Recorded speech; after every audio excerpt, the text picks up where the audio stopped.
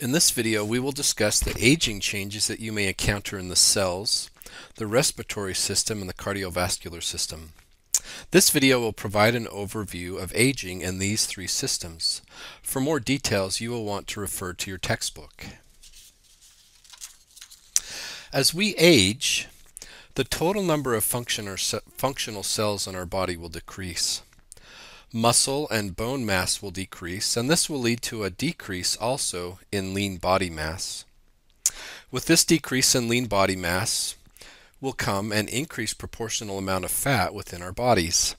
With a decrease in lean body mass, we will also experience a decrease in total body water.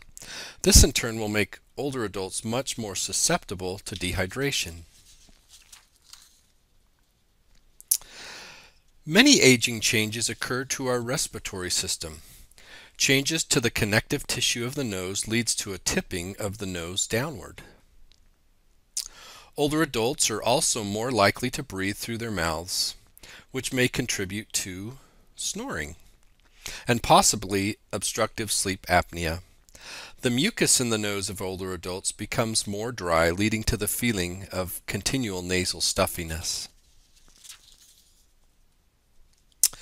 In terms of the chest itself, the ribs and tissues within the lungs become more rigid, making it difficult for them to expand and contract as they did when they were younger. The cilia become less effective in removing mucus and bacteria from the lungs. Older adults also experience a decrease in the total number of alveoli within the lungs themselves. Overall, the lungs become smaller, less firm, lighter, and more rigid. All of these things together make it more difficult to get air in and out of the lungs, leading to increased residual volumes and decreased lung capacity. These things also place older adults at higher risk for the development of respiratory infections such as pneumonia. Let's now take a look at the cardiovascular system. We will discuss the changes in the anatomy and physiology of the heart, as well as the blood vessels throughout the body. In terms of anatomy, we do not see any significant changes in the overall size of the heart. This being said, we do, however, see a slight increase in the size of the left ventricle. The atrioventricular valves, called the mitral and tricuspid valves, tend to become thicker and more rigid, which in turn may lead to incomplete valve closure and the presence of both systolic and diastolic murmurs. If these valves become too thick and rigid, it may lead to future heart failure, as the heart needs to pump with more force to get the blood out to the body. In terms of vessels, the aorta tends to become dilated and elongated as we age.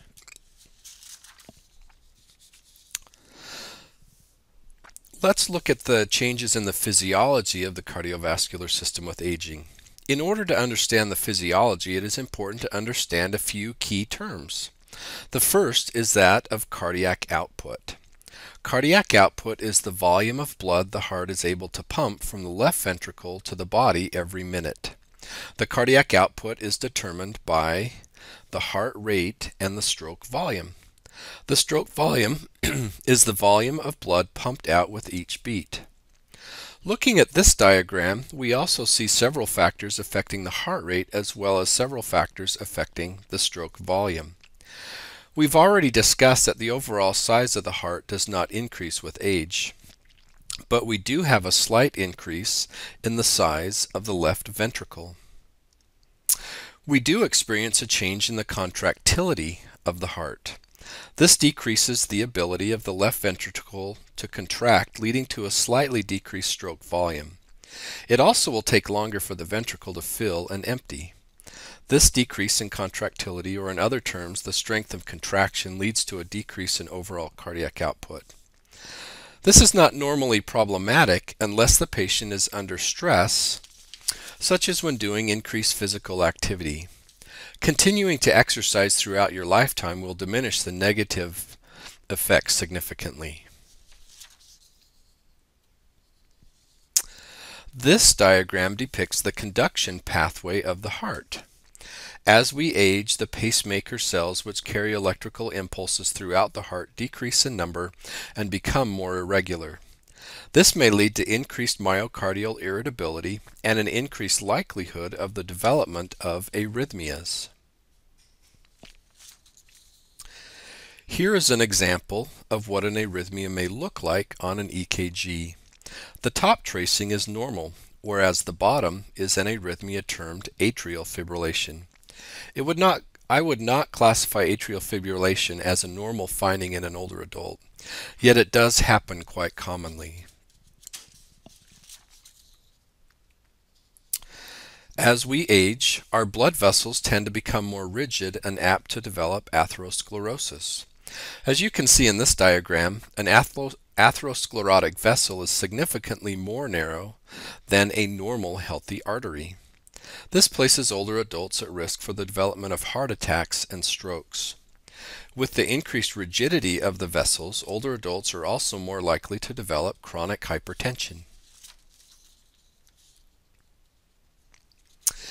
In addition to our blood vessels, we also have what are called baroreceptors.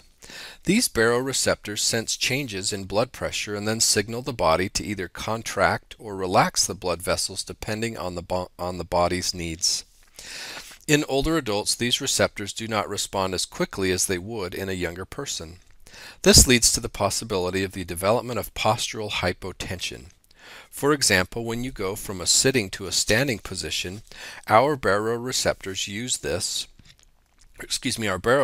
sense this and cause our vessels to contract in order to keep our blood pressure high enough for blood to travel to the brain.